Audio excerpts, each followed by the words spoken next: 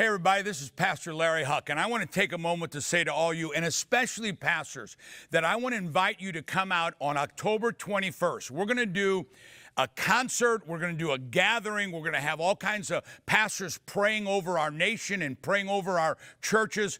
We're going to call it Unite the Light.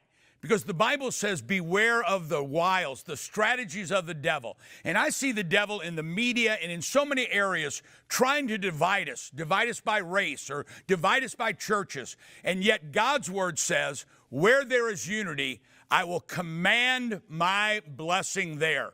You know, when you look at darkness, the light is more powerful than darkness. It's just that darkness is being louder than the light. You know, there are more of us than there are of them. And so we need to show Dallas, we need to show Texas, we need to show the world that when we gather together under one God, the God of Abraham, Isaac, and Jacob, and we celebrate that unity, the power that is in us, because God will command his blessing there. So, Pastor, I want to encourage you, join us. If you've got any questions, give me a call, because when we unite the light, we're going to push out the darkness.